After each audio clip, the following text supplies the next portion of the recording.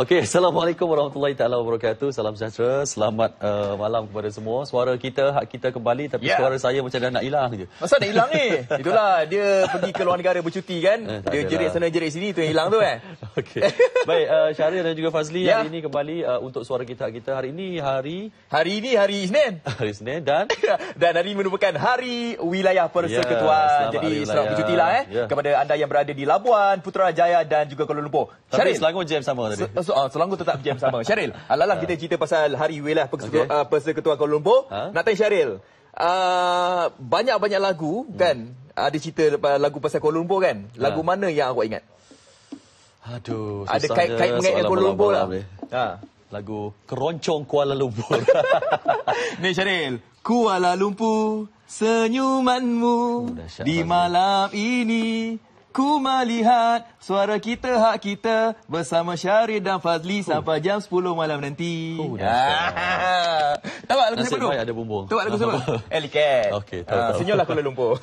Selamat hari raya kepada semua. Kita doakan semoga wilayah kita, Labuan, Putrajaya dan juga Kuala Lumpur semakin maju, semakin jaya dan juga rakyatnya pun hebat-hebat belaka. Pasal hari wilayah ni, rumah-rumah kat wilayah macam mana? Itulah dia. Orang wilayah ni yang masalah juga kan. Kadang-kadang kita nak beli rumah tapi ada rumah yang tak siap lagi. Kita sedia maklum walaupun Yang Berhormat Perdana Menteri tiap-tiap tahun bentang adanya projek-projek perumahan macam rumah mampu milik dalam setiap bajet. Tapi rumah ni bukannya hari ni kita umum esok siap. Dia mengambil durasi masa yang agak lama. Jadi kita kena bersabar dan juga kalau ada permohonan-permohonan tu kita harapkan anda mohonlah. Kadang-kadang kita ni mohon pun tak, lepas tu minta tak ada rumah. Macam mana? Itulah, dan ada juga yang dah beli rumah Syaril bagaikan menanti bulan jatuh ke riba. Itu pun satu hal kan. Dia dah beli rumah, pemotongan gaji dah mula dibuat tapi rumah masih lagi belum siap. Betul. Itu yang menjadi kerisauan mereka yang nak beli rumah, takut jadi macam tu. Hari ini kita akan bawakan tajuk isu perumahan kita. Tajuk kita terjerat rumah impian. Kita tahu semua mahukan rumah impian, tetapi bila kita beli rumah kadang-kadang kita sebagai pengguna tak tahu apa itu hak kita. Kita beli, kita bayar bulan-bulan, sedangkan kalau rumah itu rosak kita tak tahu nak aju ke mana. Maka malam ini banyak yang kita akan kongsikan mengenai isu perumahan, hak-hak pengguna, apa yang perlu anda tahu jika anda dalam proses membeli rumah. Dan mungkin ada di antara anda sebagai penonton pada malam ini, mungkin ada di antara kita yang dah tertipu. Ada juga. Dengan pemaju-pemaju perubahan, anda boleh utarakan pada malam ini. Mungkin ada di antara anda yang tak tahu macam mana caranya, dah tertipu. Jadi dak telefon sana telefon sini, jadi tak ada jalan penyelesaiannya. Cabang ni beli rumah lelong apa? Dia beli rumah lelong seperti mana yang dia dijanjikan. Rumah itu dalam keadaan yang baik. Rumah dia penuh dengan kelengkapan perabot, tersusun semua. Tapi dia tak tengok dalam, dia tengok luar saja. Dia sign agreement, bayar deposit, tengok-tengok rumah, terbengkalai. Itulah dia. Kita nak beli rumah ni kena macam kawan kita ni, dia cakap, nampak dia kata, nak tengok rumah kau kena tengok kiri, kanan, depan, belakang, semuanya kena tengok. Nak cepat sikit. Tak payahlah lah. Usah. Boleh tarik. Dia tak ikut. Tak apa. Ini dah tengok. Okey, kita akan bersama dengan seorang tetamu dari pihak kementerian untuk menceritakan dengan lebih lanjut mengenai isu ini. Kalau ada apa-apa pandangan ataupun masalah ataupun ada soalan, anda terus ajukan di Facebook kami Suara Kita Hak Kita ataupun telefon kami di talian 0322829062. Ya, dan untuk sekarang kita berehat seketika dan kita nak lihat buletin pengguna. Buletin pengguna malam ini. Ya.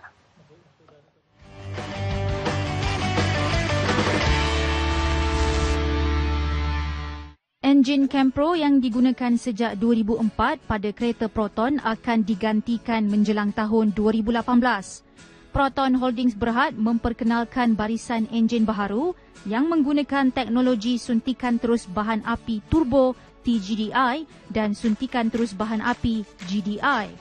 Menurut Ketua Pegawai Eksekutif Proton, Dato' Abdul Harith Abdullah, program pembangunan enjin baru ini yang bermula sejak Mac tahun lalu membabitkan pelaburan bernilai RM600 juta. TGDI mampu menghasilkan sehingga 18 kuasa kuda, ianya sangat besar dan 260 liter torque. Program itu dijangka menyelesaikan semua 6 varian dalam masa 40 bulan dengan varian pertama dilancarkan pada penghujung 2017. Syarat tambahan bagi permohonan lesen perniagaan. Kementerian Perdagangan Dalam Negeri, Koperasi dan Kepenggunaan KPDN-KK akan menyediakan garis panduan mengenai pengasingan troli untuk produk halal dan tidak halal sebagai syarat tambahan. Menurut Ketua Setiausaha KPDN KK, Datuk Seri Alias Ahmad, perkara itu masih lagi dalam proses perbincangan dan bergantung kepada kepatuhan pengusaha-pengusaha pasaraya untuk melaksanakan pengasingan troli bagi kegunaan produk halal dan tidak halal mengikut warna. Langkah pengasingan troli bagi barangan halal dan tidak halal dibangkitkan selepas diterima aduan mengenai penggunaan troli yang sama untuk kedua-dua produk. Bagi mengelakkan kekeliruan pengguna, KPDN KK juga menyarankan keseragaman warna troli dan dijangka warna biru akan diputuskan untuk kegunaan produk halal.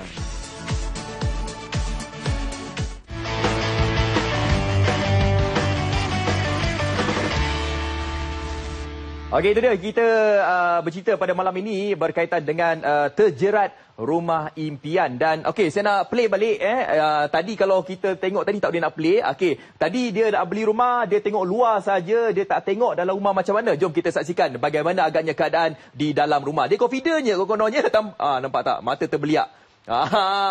Nampak tak padan muka dia. Siapa suruh dia tak pergi cek dalam? Dah jadi macam ni. Kawan dia ni gelakkan je lah ya. Okey, jadi kepada anda semua, kita nak buat program pada hari ini supaya menyarankan agar anda semua berhati-hati kalau anda nak membeli rumah. Dan pada malam ini juga kita nak beritahu kepada anda semua hak-hak anda sebagai pembeli. Dan Syaril ada tetamu di sebelah sana yang banyak ilmu berkaitan dengan pembelian rumah. Silakan Syaril. Terima kasih Fazli.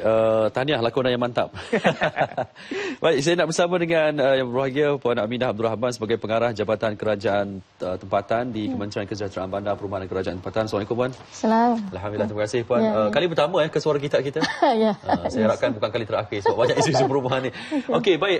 Sebelum saya nak menjurus kepada perkara-perkara mengenai hak-hak pembeli, kalau tak keberatan saya rasa kita boleh kongsikan dulu sebelum ini pengembasuaian bajet yang diumumkan oleh Perdana Menteri pun ada menekankan mengenai isu perumahan. Kalau saya tak salah ada satu perkara yang ditekankan Perdana Menteri bahawa rumah yang berharga RM300,000 itu akan diberikan kepada pemohon ataupun pembeli pertama, dikhaskan kepada mereka. Mungkin ada perincian daripada pihak Puan. Okey, sebenarnya itu selaras dengan dasar satu rumah untuk satu family lah. Ya, dasar negara. And sebenarnya kementerian saya memang kita bersama dengan agensi pusat untuk kita realisasikan the aspiration tu. Itulah salah satunya caranya dengan kita menetapkan untuk yang 300 for the first time buyer tu. Sebelum ni memang kalau terbuka tu tak adil lah untuk mereka yang nak pertama kali. Tapi sebenarnya kalau beli rumah ni kita kena ikut kemampuan Cik Syaril. Right? Ya, itu betul. Ya, dalam lingkungan kemampuan kita. Contoh kalau rumah tu high end, kita golongan contoh middle income, we cannot be saying that we want that house. Memang kita tak affordable untuk kita lah. Sebab we are looking at rumah yang memang di luar kemampuan kita.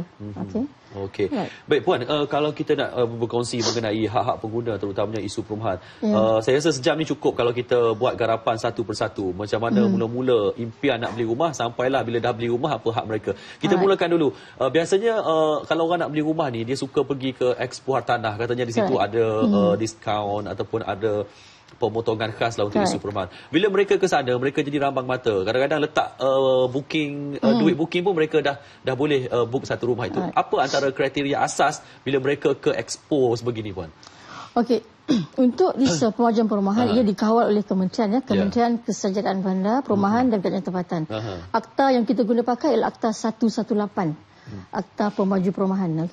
So dalam tu memang dijelaskan tanggungjawab pemaju, tanggungjawab pembeli dan seterusnya. So dalam tu banyak disediakan contoh sebelum katakan pemaju nak bina sesuatu pemajuan perumahan, dia perlu mendapat permit dipanggil permit pemaju lah, pemaju perumahan.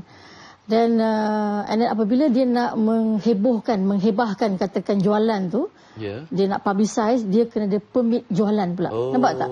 Itu semua termaktub di bawah akta. Maksudnya kalau kita pergi kepada expo, the first thing kita patut tengok ialah pemaju ini berdaftar ke tidak dengan kementerian kita.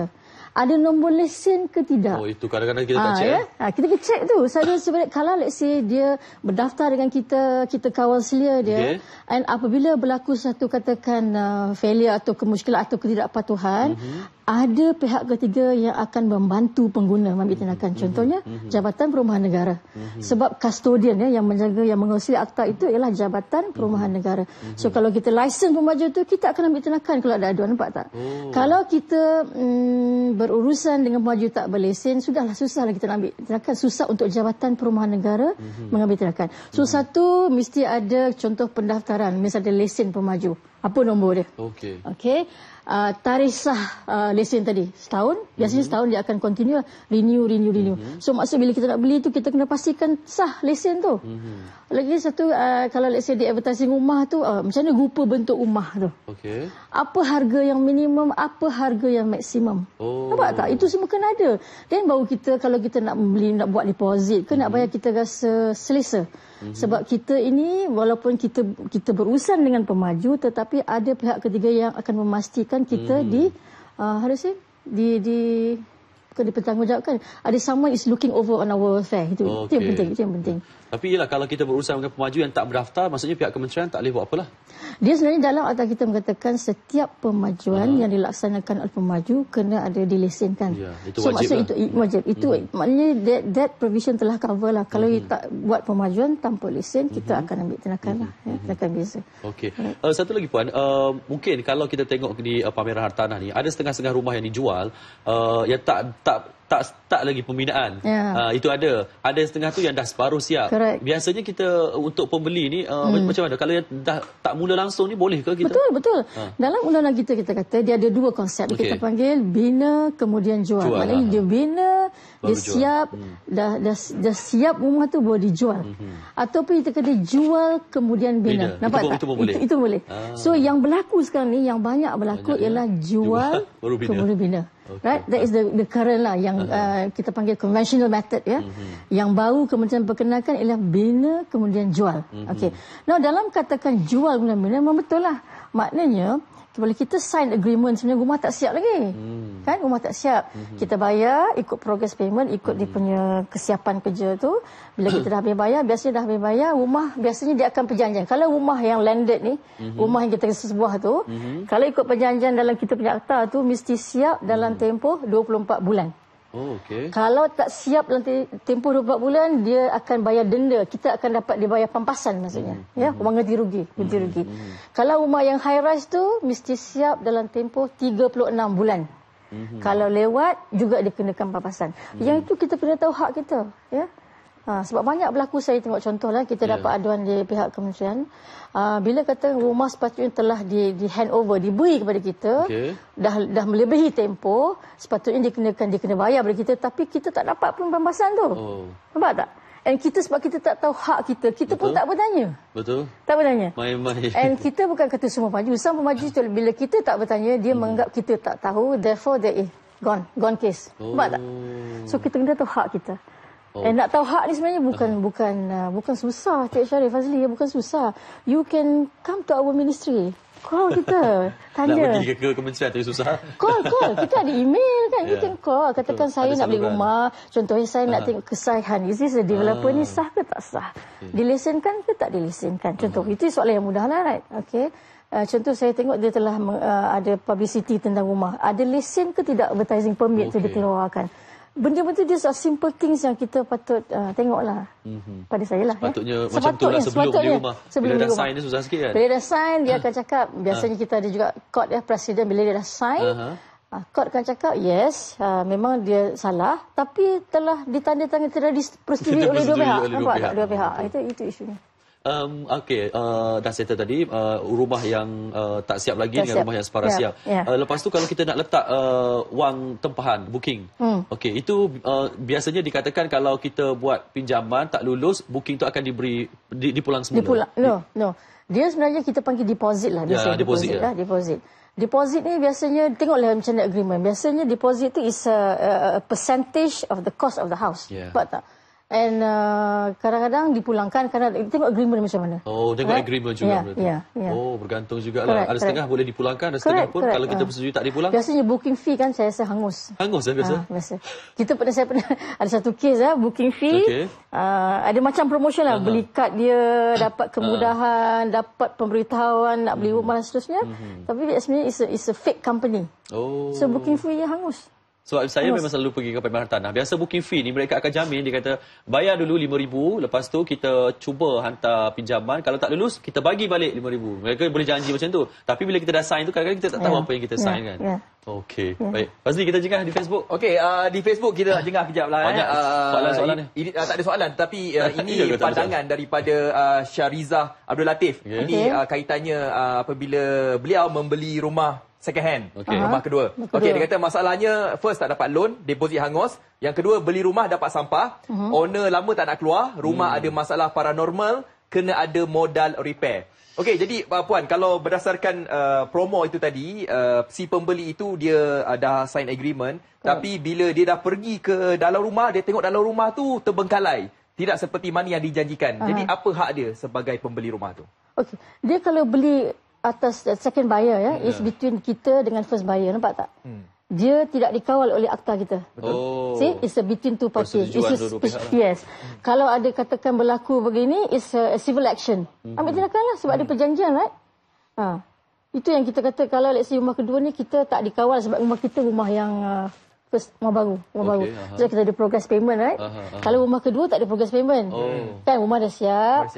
By right kita kalau sign agreement kita kena tengoklah luar dalam pula kita sign agreement. Salah dia lah sebagai pembeli. You should lah tengok dalam kan. Mana boleh tengok luar je, dalam kadang betul lah sampah kat dalam.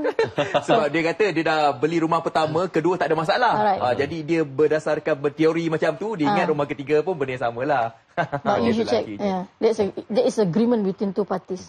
Okey, baik. Sebelum kita sentuh satu persatu mengenai isu lelong semua tu, tadi saya cerita tadi kita mula-mula nak beli rumah.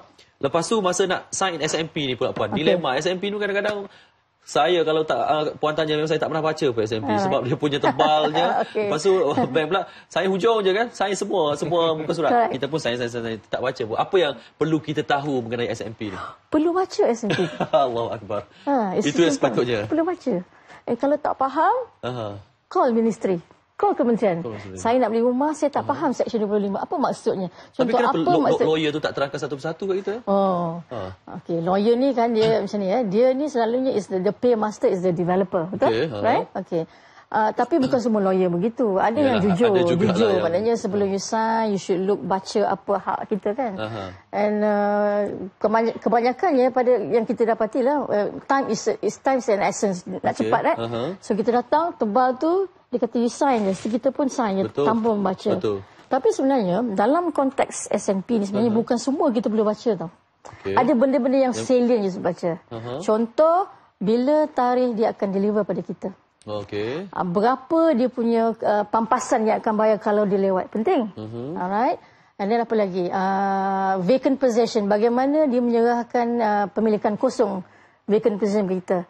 And bila dia serah vacant possession tu, apa lagi dokumen yang perlu ada yang patut kita terima, yang meyakinkan kita bahawa dia ni patuh pada undang-undang. Nampak tak? These are the things. Contoh, bila dia beri pemilikan kosong, dia kena disertakan sama-sama dengan sekarang ni CCC tau.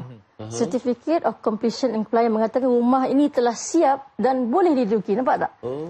Dia bukan macam dalam sistem CF dia lain kan. Dia bagi pemilikan kosong VP tu. CF tak dapat lagi.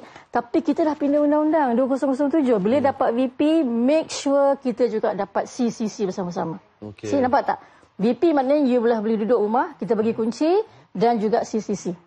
And you must know at the point kita dapat VP dengan CCC sebenarnya kan, air api telah bersedia untuk disambung.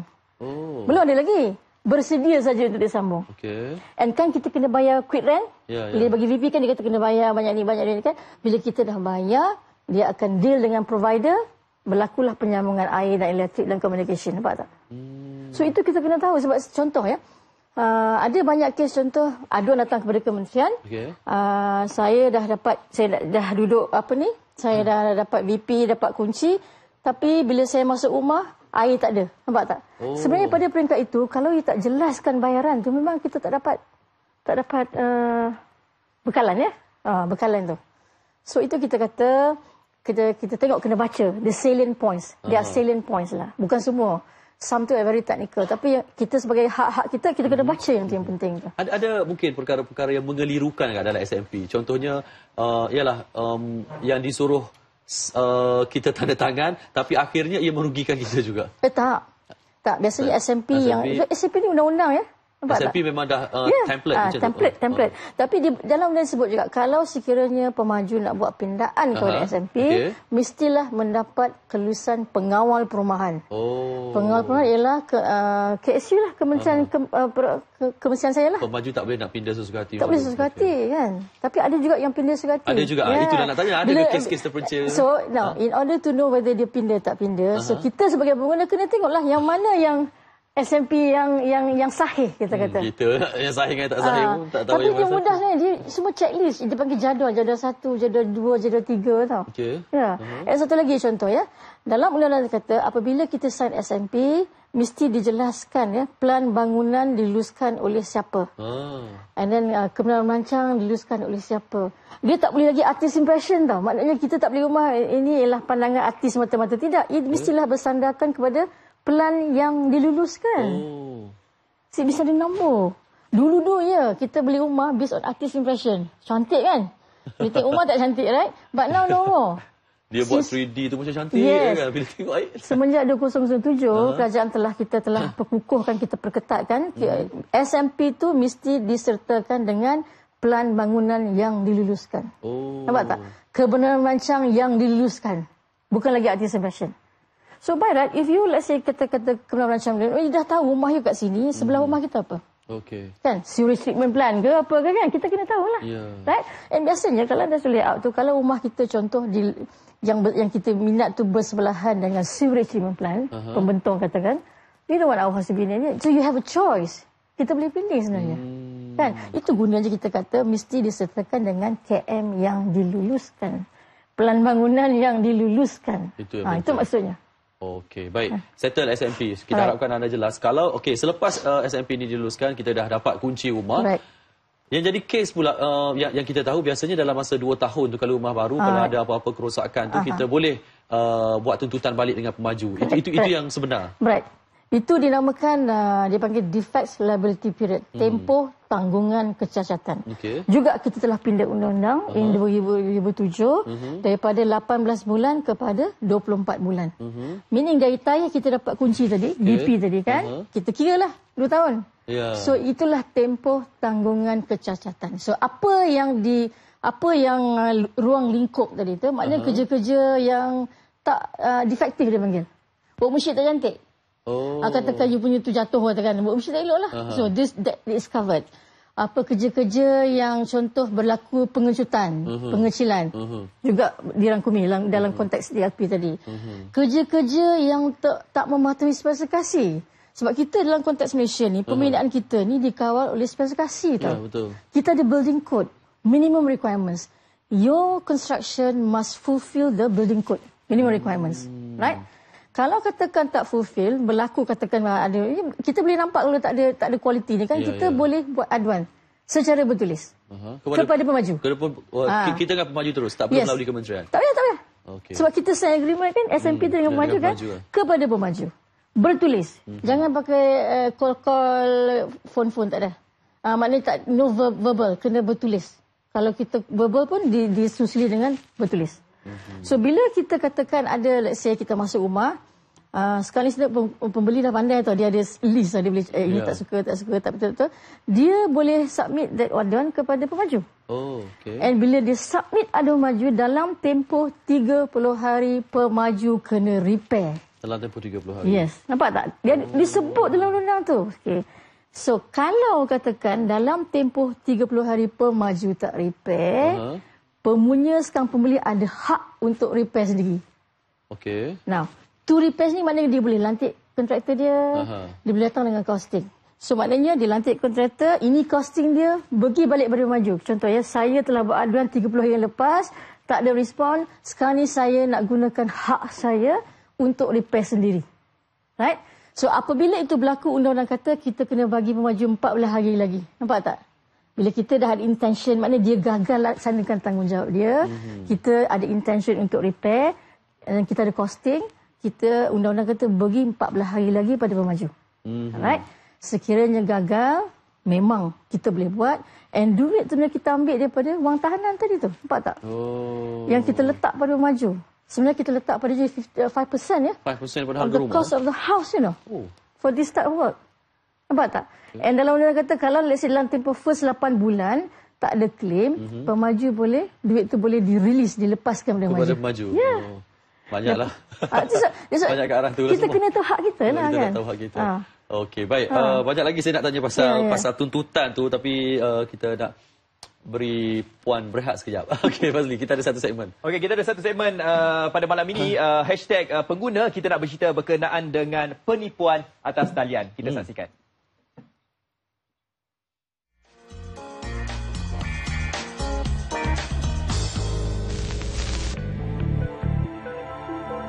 Kini trend pembelian atas talian atau online semakin mendapat perhatian rakyat Malaysia. Namun peningkatan trend ini juga menyebabkan kes penipuan pembelian online turut melonjak naik.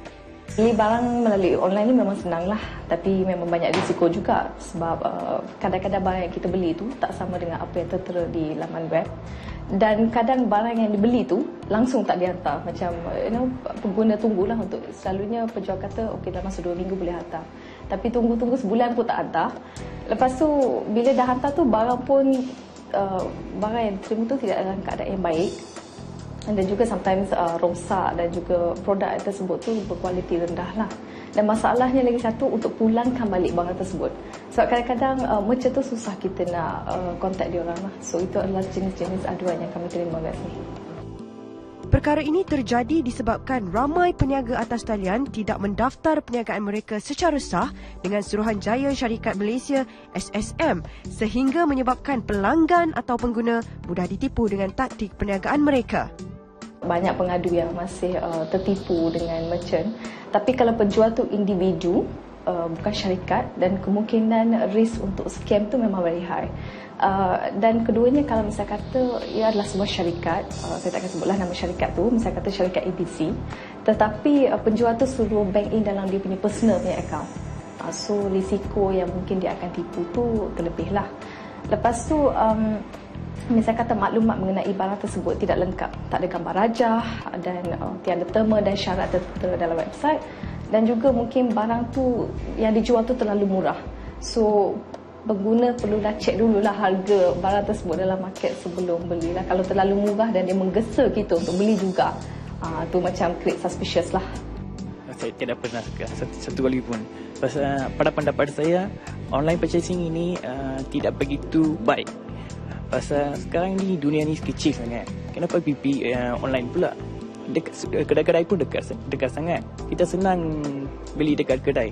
Lagi satu pun, mostly the advertisement is fake. Peniaga online termasuk di laman sosial adalah diwajibkan mendaftar perniagaan mereka dengan Suruhanjaya Syarikat Malaysia bagi mengelakkan wujudnya kes-kes penipuan terancang melibatkan pengguna. Kita kena beli dekat authorized seller. Maksudnya kita percaya dengan penjual tu. Jadi jangan beli dekat sebarang penjual. Mungkin ada satu website yang memang betul-betul solid yang kita percaya. Dan kalau kita beli pun kita ada garanti. So kalau macam kita dapat barang tu, kita check dalam tu memang ada garanti card dan semua. Dan brand tu memang kita percayalah yang brand tu okey. Dan kalau ada apa-apa kerosakan, kita boleh pulang balik dekat syarikat tu dan dia akan refund ataupun dia akan hantar kat kita barang yang sama tapi cuma yang barulah. Setakat ini belum lagi saya ada pengalaman kerosakan barang ataupun sebagainya lah. Bangsa mungkin tidak tampil ke hadapan membuat laporan kerana jumlah yang ditipu adalah terlalu kecil, atau ada juga mangsa sebenarnya tidak tahu apa yang harus mereka lakukan walaupun sebenarnya ada akta yang melindungi mereka. Jadi, apakah langkah yang patut diambil? Tuan-puan boleh datang ke NCCC sebab kami akan ambil aduan tersebut. Okey, dia ada 3 cara lah. Puan boleh telefon kepada pusat kami dan juga datang ke tempat kami dan kami akan bagi borang untuk isikan, dan juga tuan-puan boleh hantarlah email kepada kami lah. So NCC adalah salah satu caranya, dan keduanya misal kata kalau kami tak ada fasiliti untuk track down merchant tu, kami akan forwardkan komplain ni kepada cyber security lah. Cyber security, ataupun jika barang tersebut dibeli di Malaysia, ada alamat yang lengkap, kami boleh forwardkan aduan ini kepada tribunal pengguna supaya mereka boleh hantar saman kepada syarikat tersebut dan minta mereka untuk hadir ke tribunal lah. Pusat Khidmat Aduan Pengguna Nasional NCCC adalah sebuah pertubuhan bukan kerajaan NGO yang berperanan menjadi pusat aduan setempat bagi memberikan khidmat nasihat, membantu menyalurkan aduan kepada pihak yang bersesuaian seperti agensi kerajaan, pengeluar, pengedar atau penjual, dan menjadi perunding antara pihak pengadu dengan pihak dituntut. Jenis-jenis barang tu memang banyak lah, tapi yang paling banyak kami terima tu macam baju lah, barang elektronik, macam USB, handphone pun ada, dan juga jam tangan, barang-barang macam tu lah. Banyak juga barang yang agak mahal juga, macam beli iPhone dan sebagainya kan, dan 3-4 ribu, tapi akhirnya mereka tak dapat juga handphone tu. Pembeli yang ingin membuat aduan perlu mengemukakan bukti. Semestinya resit tu haruslah ditunjukkan kepada kami lah, supaya kami tahu ini adalah bukti yang menyatakan pembeli actually beli daripada merchant ni lah. Resit pembayaran itu sangat penting, dan juga selalunya semasa pembeli membeli barang daripada merchant, mesti ada komunikasi di antara pembeli dengan penjual.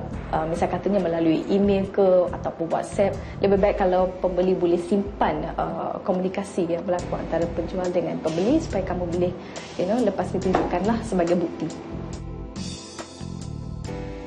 Jika urusan pembelian yang melibatkan syarikat antarabangsa, apakah tindakan selanjutnya dibuat NCCC untuk menyelesaikan masalah barangan tidak diterima pembeli tempatan? Dari luar negara mungkin susah sikit lah. Kami memang akan cuba sedaya upaya untuk kontak merchant tu. Kami akan hantar email dan berkomunikasi lah setakat mana yang kami mampu untuk mereka menjelaskan kenapa barang tersebut tak dapat dihantar kepada pengguna. Dan kalau tak boleh juga, seperti yang saya cakap tadi, kami akan forwardkan kepada cyber security lah. Macam big companies memang mudah untuk kami communicate lah. Jadi ada beberapa case yang kami handle, macam barang dibeli daripada Hong Kong, daripada United States for example, dan kami cuba untuk komunikasi dengan merchant tu dan mereka membalas balik jawapan kepada kami lah. Saya akan buat homework lah sebelum. Kita tak boleh tengok harga murah terus beli. Kita tak boleh buat macam tu. Kita kena do some homework, tengok berapa ramai follower dia, siapa dia yang penjual ni, adakah dia orang Malaysia. Tapi selalunya siapa yang saya lakukan, saya akan pastikan penjual itu selalunya adalah orang Malaysia yang tinggal di luar negara, dan dari situ saya rasa kepercayaan tu antara sebagai masyarakat Malaysia ni lebih kuat. Kepercayaan antara penjual juga dengan pembeli. Dan saya selama saya buat pembelian atas talian ni, saya alhamdulillah tak ada masalah. Semuanya barang yang saya terima tu berkeadaan baik. Selalunya masalahnya berlaku bila dia orang dah post barang tu, syarikat post tu yang tak hantar barang tu kepada pengguna. So dia jadi macam third party pula involved sekarang. Kami akan berkomunikasi dengan syarikat poster di Malaysia, dan kami akan tanyalah, kami akan guna tracking number tu untuk cek mana barang tersebut dihantar. Misal kata kalau barang tu hantar ke salah rumah ke, seperti saya cakap tadi, hantar ke salah rumah ke, atau barang tu tak dihantar, dan kami akan minta mereka menjelaskanlah kenapa barang tersebut salah hantar, dan cuba retrieve balik barang tersebut. Dan kalau tidak boleh retrieve, memang sepatutnya kena pulangkan baliklah duit pengguna. Pemantauan sering perlu dijalankan bagi memastikan penipuan atas talian berkurangan. Sebenarnya bila kita terima aduan daripada pengguna, memang dia akan tulislah nama syarikat yang kami terima tu. Misal kata syarikat ABC lah. So kami akan tulis nama-nama syarikat tersebut, dan kami susah juga nak buat pemantauan. Tapi kalau ada caller yang menelefon yang cakap, okey, saya telah beli barang daripada syarikat ni, so boleh tak bantu untuk dapatkan balik barang tersebut. So kami akan cek dalam sistem dan kami akan bagi tahulah risikonya. Okey, company ni pernah buat macam ni, tak hantar barang, so risiko kemungkinan anda telah di-scam atau dah ditipu adalah sangat high lah. Dan nama-nama syarikat tersebut kami akan forwardkan kepada cyber security untuk buat pemantauan. Dan juga kami akan terbitkan dalam buku NCCC. Kami tak terbitkan nama syarikat lah, tapi risiko yang boleh berlaku kami akan terbitkan dalam buku kami. Setiap pembeli atas talian perlulah berwaspada supaya tidak tertipu. Kalau boleh beli cash on delivery. Jangan bayar dulu lepas tunggu barang tu. Sebab sekarang ada few companies yang actually buat cash on delivery. So jadi bila dia orang datang hantar barang tersebut, kita ada peluang untuk memeriksa barang tu. Okey, color ni betul tak yang saya order? Size ni betul tak? Berpadan tak dengan apa yang saya order? Dan adakah ia sama dengan apa yang tertera di laman web? So jadi kalau tak berpuas hati, kita boleh pulangkan balik kepada merchant tanpa membayar 1 sen pula.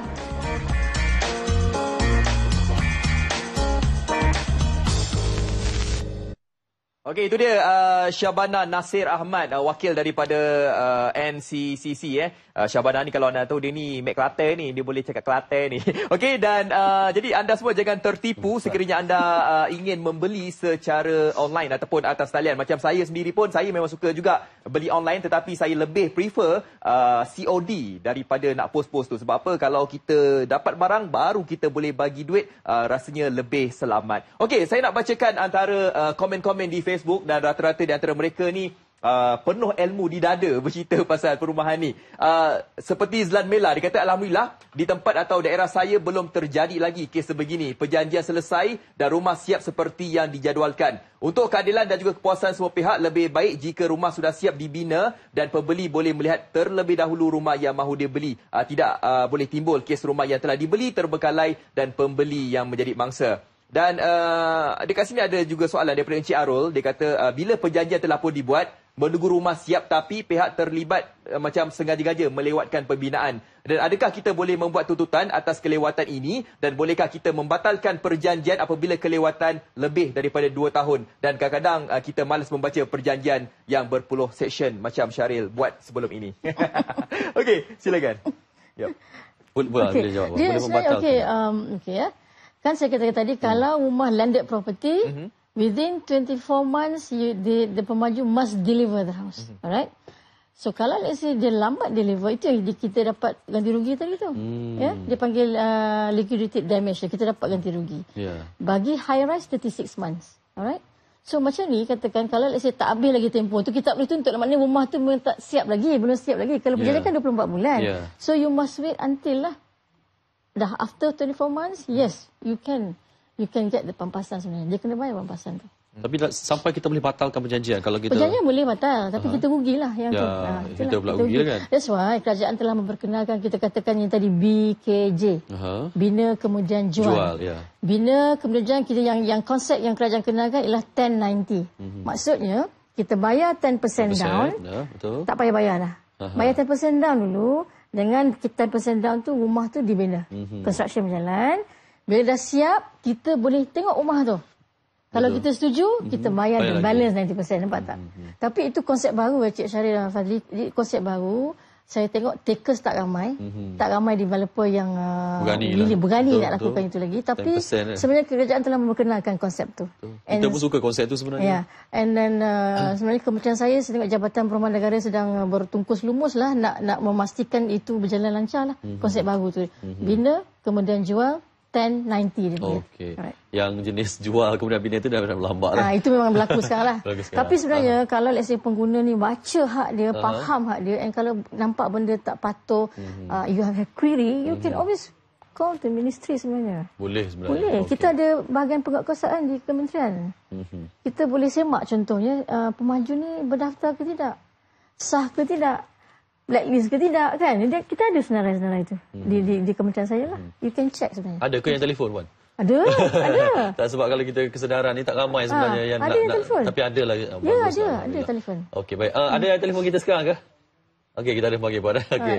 Baik, Assalamualaikum. Hello. Hello, Assalamualaikum. Waalaikumsalam warahmatullahi. Siapa di talian? Saya Ahmad Fadil. Ahmad Fadil dari mana? Daripada Johor. Johor, okey. Ada soalan ke kepada Puan mengenai isu rumah ni? Ada. Okey, silakan. Ini berkaitan rumah kepada Puan Aminah. Assalamualaikum Puan Aminah. Assalamualaikum. Okey, pertama saya nak tanya tentang rumah lelong. Rumah lelong rumah lelong. Okey. Adakah dia terikat di bawah Akta Kementerian Perumahan? Dan kalau kata macam kita dah beli rumah lelong, Tapi bila kita dah berjaya pindaan, owner ke ataupun penyewa dalam rumah tu tak nak keluar. Adakah hak-hak sebagai saya sebagai pemilik rumah tu? Itu soalan pertama. Okey. Soalan yang kedua saya tanya tentang harga jualan rumah. Okey, saya nak jual rumah. Okey. Okey, contoh saya beli, contohlah kata beli dalam harga 120,000. Okey, tapi tahun ni saya nak jual rumah tu dengan harga 300 ke 400,000. Adakah ia tertakluk kepada akta kerajaan ataupun terpulang kepada owner? Dari segi harga tu dari segi harga. Dan itu yang kedua. Ada banyak soalan. Last sekali saya nak tanya tentang defect period tadi tu. Okey, defect period tu macam rumah nak dapat, nak serah kunci. Dia bermula daripada tarikh serah kunci ke atau sign agreement? Tempoh daripada 24 bulan tu. Okey, lepas tu saya nak minta pandangan Puan macam kalau kata saya nak dapat persediaan tu dapatkan kunci atau rumah baru ke, apakah perkara-perkara yang perlu saya tengok yang boleh saya query dengan pemaju kalau ada sekiranya tak elok lah. Apa yang pandangan Puan selaku pengarah di KPTV. Baik, terima kasih Encik Fazil dari Johor. Terima kasih banyak. Assalamualaikum. 3 soalan, 1 pandangan, habis dah soalan aku dia bertanya. Kita jawab satu-satu. Mula-mula pasal isu lelong dulu. Okey, lelong di luar kawalan kementerian. Di luar kawalan kementerian. Sebab lelong, remember kalau dalam kawalan kementerian dia ada SMP atau perjanjian tadi tu. Yang tu yang kita kawal, maknanya ada perjanjian, dia ada pemaju dan pembeli, dan ada pihak tiga yang akan memastikan everything is in order. Nampak tak? Bila lelong ni dia actually is between two parties lah. Two parties, bank dan seterusnya, two parties. Yang kedua tu soalan harga ya. Sebenarnya belum ada lagi entiti yang mengawal harga rumah sebenarnya. Tak ada rumah. Tapi sebenarnya kalau biasa dia akan bagi market value lah. We cannot simply katakan you beli 100, you letak 300, tak boleh 100 pun. Dia akan refer kepada market value. Sebab biasanya bank akan hantar penilai harta tanah. Penilai akan nilai. We cannot simply say I nak jual for 450, tak boleh. Penilai biasanya akan dia ada consensus kita nak menjual, pembeli dua-dua kena agree lah. So based on kata penilaian by penilaian berdaftar contohnya. Tapi kalau kita jual tu dengan harga yang tinggi di atas harga pasaran, tetapi kalau yang nak beli tu setuju, tak apa. Itu tak ada masalah juga. Agreement dua parti, nampak tak? Walaupun harga tu dah melebihi. Kalau ini agreement kan, two party, dua party, right? Soalan ketiga tadi apa? Defect liability period. Pasal serah kunci tadi. Okey. So katakan kita dapat surat pada pemaju. Katakan telah bersedia untuk diserah kunci vacant possession, pemilikan kosong. Saya jelaskan tadi dalam surat tu kena ada tadi CCC sekali bersama dengan CCC. Itu kita pindah undang-undang kita. Alright, kena ada kunci lah, definitely kunci, dan dia kata quit rent, berapa jumlah yang perlu kita bayar untuk contoh untuk disandarkan kepada TNB dan untuk services kita lah, right? So the moment katakan kita dah buat bayaran, berlakulah penyambungan air, api, elektrik seterusnya. Alright. Nah, undang-undang kata dari tarikh VP dikeluarkan, kalau kita tak ambil rumah tu dalam masa tempoh 2 minggu, selepas 2 minggu kita dianggap telah ambil rumah tu. Nampak tak? That's the law. Meaning the law is saying kalau dapat kunci, masuklah rumah tu maksudnya. Because dapat je kunci, itulah mulanya kita punya default salability period, tempoh tanggungan kecacatan 24 months from that date yang kita dapat kunci tadi. Bukan tarikh kita masuk tau, 24 months from the day tarikh VP itu sehari kita. So, kalau dalam konteks rumah kan sebenarnya, rumah ni kita kena duduk baru kita tahu apa masalah dia, kan? Kalau rumah kita tak masuk, sistem tak berjalan, we don't know whether bocor ke tidak. So, maknanya masuk rumah dulu. Gunakan rumah tu dulu, baru kita apa defects dia. Right? So macam ni yang penting kita tengok contoh. Biasalah kalau let's say air dah berjalan, kita nampak kesan bocor, kan? Katakan lantai tak even. These are the things that we note down sebagai aduan kita dalam defects liability period. Kita nak claim dalam 2 bulan. Yes. 24 bulan. Dah 24 bulan, 2 bulan dah. So bertulis. Dan satu lagi kan undang-undang kata contoh kita buat aduan, saya jelas tadi buat aduan, dia tak respon, kita ambil tindakan, kita buat sendiri. Solicitor, lawyer tu mesti keluarkan duit, dia tak boleh kata tak nak keluar duit sebab pemaju ni gagal repair dalam masa 30 hari, nampak tak? So undang-undang kata if you gagal, you fail to do so, now we give the responsibility to the purchaser to do the remedy, the repair work. Undang-undang dah sebut tu. And bila itu berlaku, the solicitor yang pegang duit tu kena keluarkan duit. Dia tak boleh kata, saya tak boleh keluar sebab pemaju tak bagi. No way. You fail to carry your duty tadi. Nampak tak? Pemaju tadi kan? So, bila itu berlaku, undang-undang kata, Untuk yang saya katakan release the sum kepada pemaju 8 bulan dengan 24 bulan tu, hanya setelah pihak arkitek mengesahkan remedi telah dibuat. Okey. Nampak? Dia ada lagi satu parti yang check tau.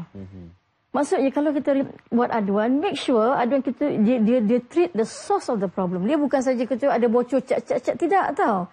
Kenapa berlaku bocor macam tu? Okay. Right? Betul. Meaning you treat the source of the problem and tak berlaku lagi bocor. That's itu maksudnya. Bila itu dah berlaku, baru arkitek boleh certify. Yes, remedi telah lakukan, kerja-kerja memuaskan hati dan whatever. Kena ada tu, baru kita boleh release the money kepada pemaju. Okey. Tapi yang penting kena ada aduan bertulis. Ya, dia start sebab dia mula pada aduan bertulis tak lagi. boleh my call dia. Kena ada. Kau tak ada. Kau dia akan cakap dulu you call saya terlupa lah waktu ni mas bertulis lah, bertulis. Okey. Kan? Baik, saya harap menjawab soalan Cik Fazil tadi. Cumanya yang pasal isu lelong tadi ialah kalau boleh kita check betul-betul lah kan. Kadang-kadang kita ni agak rumah tu murah main beli je kan. Jadi macam Fazli tadi. Okey, baik, kita ada satu bingkisan lagi puan sebelum kita nak ada banyak lagi beberapa perkara mungkin kita boleh sentuh mengenai isu rumah ni Fazli. Okey, alright, kita nak terus saja ke segmen yang seterusnya. Seperti biasa kita ada segmen Hemat dan Jimat, dan untuk tajuk kali ini kita nak bersembang berkenaan dengan navigasi premis halal. Kita saksikan tapi kita berehat seketika.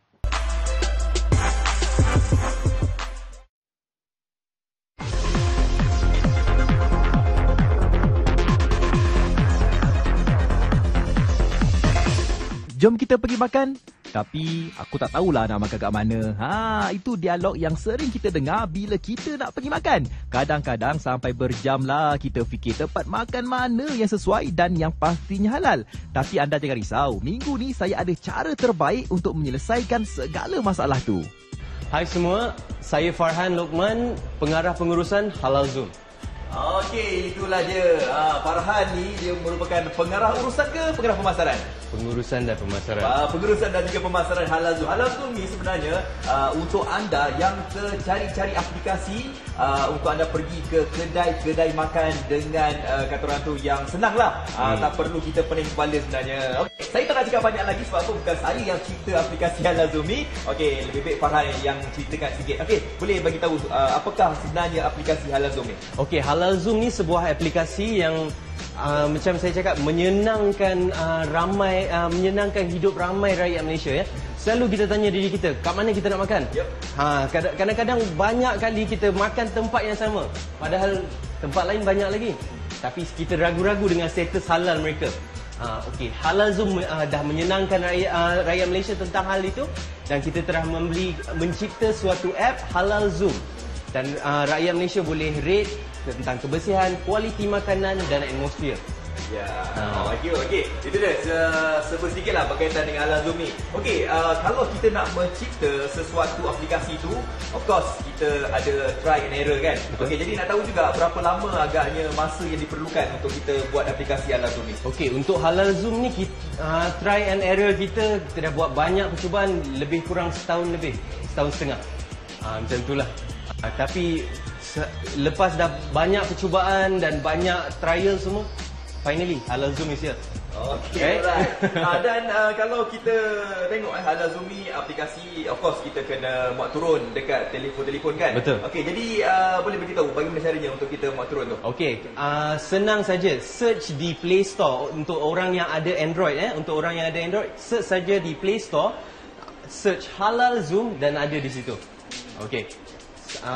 Sebelum ni kita ada masalah sikit tentang Play Store sebab pada hari pertama kita launch, app crash. 20,000 download hari yang sama. Okey, tapi sekarang insya-Allah semua okey. Okey, dan dengan cerita kalau misalnya kata pengguna-pengguna yang menggunakan iPhone ni pun, insya-Allah selepas ni pun mereka akan dapat jugalah aplikasi ni. Kita sedang update semua, dan lepas tu pengguna Apple, everything semua boleh guna. Dan kita ada GPS menggunakan Google Maps dan juga Waze. So senang. Nak cari mana-mana tempat makan, senang. Dah muat turun belum? Kena muat turun sekarang, okey? Sekarang ni kita tengok Farhan menunjukkan kepada kita tentang fungsi aplikasi Halal Zoom ni. Okey, hello penonton. Sekarang saya nak tunjukkan cara nak guna Halal Zoom punya app ya. Sekarang tekan Halal Zoom. Okey, kat sini ada fast food, ada restaurant, ada best food near me. Okey, kita search restaurant dululah. Kita search restaurant. Okey, ada food, ada area, ada cuisine, neighborhood. Okey, search food. dia bergantung kepada kita punya wifi lah. Okey, ada halal, kita search halal punya code. Yang dah confirm halal Okey, ada Carl's Junior dekat Wan Utama, ada Laksa Shack, Restoran Nelayan, Restoran Slim Melayu. Semuanya kita dah tulis distance kat situ. So bila kita tekan dia ada tulis. Nampak? Ada phone dia, ada address dia, website dia kalau adalah website. Dan ni ada dekat sini nanti dia akan keluar map dia. Alright. So okey, sekarang kita nak ke Best Food Near Me pula. Best Food Near Me dekat sini ada distance 2 km. Kalau contoh saya naikkan ke 24 km, benda ni akan berubah. Ataupun ke 30 km, benda ni akan berubah. Tengok. Dia lambat sikit, dia bergantung kepada kekuatan internet kita lah. Tapi macam saya punya slow, so macam ni lah. Okey, jadi kepada anda semua, jangan lupa untuk anda muat turun aplikasi Halal Zoom ni kerana ianya percuma. Okey, nak tanya Farhan lah. Kalau kita tengok dekat Halal Zoom punya apps kan, dah berapa banyak dah premis makanan yang ada dekat dalam Halal Zoom? Okey, so far sekarang kita ada 2000 premis makanan. Lebih daripada 2000 premis makanan sekarang ni. Dan still counting lah. Okey, dan lebih daripada 2000 Lebih daripada 2000. 2000 tu sebenarnya adakah ia sekitar di Lembah Kelang ke ataupun pergi ke Johor ke apa ke? Kita buat sekarang di KL dan Selangor, dan lepas ni kita akan besar ke Perak dan negeri-negeri lain sampai kita dah conquer satu Malaysia. Wow, conquer satu Malaysia Okey, mungkin ada di antara penonton suara kita di luar sana tu yang mungkin merupakan seorang peniaga kecil-kecilan ataupun ada restoran, tapi dia orang ni nak masuk ke dalam Halal Zoom ni, nak mempromosikan. Jadi macam mana caranya? Okey, kalau nak masuk join Halal Zoom, senang saja. Masuk di laman web kami halalzoom.my, dan kat situ ada borang, isi dan kita we'll get back to you. Alright, senang sangat, dan kita akan promosikan anda. Di Facebook dan laman-laman web sosial yang lain. Alright, okey. Jadi mungkin Halal Zoom ni ada perancangan di masa yang akan datang, mungkin nak melebarkan sayap ke luar negara. Okey. Sekarang ni Halal Zoom kita sedang translate Halal Zoom ke bahasa Russian, dalam Russian, sebab kita nak ke Kazakhstan. Kita nak ke Kazakhstan sebab kita dah ada orang yang berminat di Kazakhstan, dan kita ingin membesarkan ke arah sana pula. Wow, Kazakhstan Okey, jadi kepada anda semua di sana tu, jangan lupa untuk anda muat turun aplikasi Halal Zoom. Dan kalau anda semua nak tahu dengan lebih lanjut lagi berkaitan dengan Halal Zoom, boleh tengok dekat bawah ni. Kita dah tulis siap-siap dah, Farhan Okey Farhan, kita jumpa lagi. Assalamualaikum. Bye.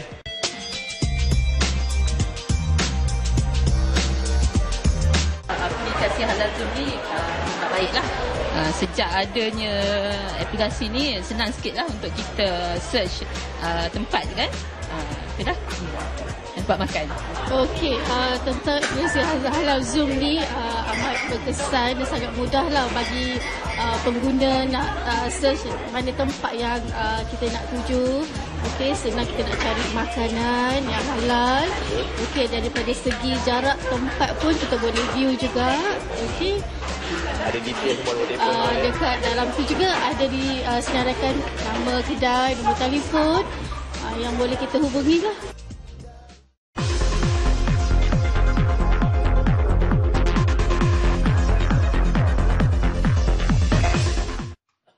Okey, itu dia navigasi Halal Zoom. Anda yang pengguna Android, anda boleh muat turun aplikasi tersebut, memudahkan anda untuk mencari tempat-tempat makan yang halal. Okey, kita nak terus saja bacakan 3 soalan puan ada dekat sini. Saya nak bacakan terus kerana kita ada 5 minit saja lagi ni. Awan Nano kata dekat sini, saya telah mendaftar sebagai ahli Kohama, yang mana satu kelab yang ditubuhkan untuk memiliki rumah mampu milik, tapi sampai sekarang ni masih lagi belum dapat kad ahli dan sebagainya. Dia tahu adakah Kohama ni berdaftar dengan Kementerian Perumahan? Itu soalan pertama. Nur Akmal pula kata dekat sini, dia ni menjadi mangsa loan BPP. BPP merupakan loan pinjaman perumahan kerajaan, dan akibat BPP ni dia lambat proses dan sign SNP, dia dikenakan penalti oleh pemaju sebanyak RM6,000. Dia kata macam mana nak saman atau ambil tindakan kepada siapa, dan apa suara dan hak kita sebagai pembeli. Itu soalan kedua. Dan soalan ketiga, ini daripada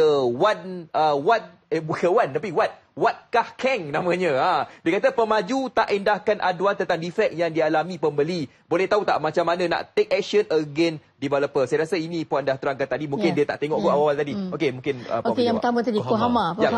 Boleh semak dengan kementerian. Pergi pada kementerian, website kementerian, tengok senarai itu. Is it registered or not? Is it developer or not? Mana ada diskaun kad? Betul. Okey. Nombor 2 tadi yang apa tadi? BPP. Okey, yang tu sebenarnya saya sarankanlah ya, boleh buat aduan kepada BP sendiri. Sebab ya, kita dengan bukti yang kita ada, nampak tak kelewatan disebabkan oleh BP contoh. Dan cannot be bought back, ditanggung oleh purchasers mata-mata, right? Kalau betul salah mereka, kita hak kita. Ya, hak kita. You can go. Ya. Yang nombor 3 tadi saya jelaskan tadi, pemaju tak ambil endah, undang-undang jelas, okey, buat aduan bertulis 30 hari tak ambil endah, kita boleh repair sendiri. Kita lantik kontraktor kita dengan costingnya, kita bagi dia tempoh lagi, the final 14 days tak buat juga, kita ambil alih. And bila kita ambil alih, lawyer, dia panggil solicitor kepada maju, kena release whatever amount yang kita bagi kepada untuk buat kerja-kerja tadi. So that is the law. And finally, undang-undang kata, arkitek untuk proyek mesti mengesahkan kerja-kerja telah dibaiki. Nampak tak? Selagi tak ada pengesahan arkitek, dan kerja tak baiki, dan ni kita punya aduan tu akan sampai dah habis DLP pun kita masih lagi boleh pursue dia kata, sebab tak ada pengesahan kita kata kerja telah repair as per requirement of the law. Nampak tak? So itu undang-undang kita. Itu kena tahu. Basic thing. Itu yang penting. Okey Puan, akhir sekali Puan, sebagai penutup perbincangan kita, kadang-kadang kita ni tahu hak kita tapi kita takut nak berhadapan dengan pemaju. Mungkin ada tips-tips supaya kita ni beranilah dengan pemaju untuk bukan apa hak kita. Ya. Okey. Satu, nak berani kena baca. Okey, kena tahu undang-undang. Kena tahu undang-undang. Ini sebenarnya buku macam-macam ada dekat bookshelf, you know. Buku-buku tu cara-cara dia very maknanya words tu is layman punya bahasa. Nombor 2, kalau kita berusaha maju, satu kena bertulis, 2 kita kena tunjuk kita pakar juga undang-undang lah. Sebutlah provision contoh. Saya telah semak ni selaras section ni, pihak tuan kena buat, dia akan cakap, oh dia ni terror undang-undang. Nampak tak? Okay. Why not? You're not talking the bullshit. No, that's the truth. Betul tak? Kita baca, kita tahu provision dia. And satu lagi sebelum katakan kita nak cakap dengan baju section 25 contoh, call kementerian. Boleh tak kalau jelaskan saya apa dia maksud section 25 tu, supaya bila kita katakan berbicara dengan baju, kalau dia corner kita pun tahu apa nak jawab. Simple thing. Right? Itu yang penting. Itu yang penting. Itu yang penting. And worst come to worst, sebenarnya ministry is always there. Kementerian saya sentiasa ada situ.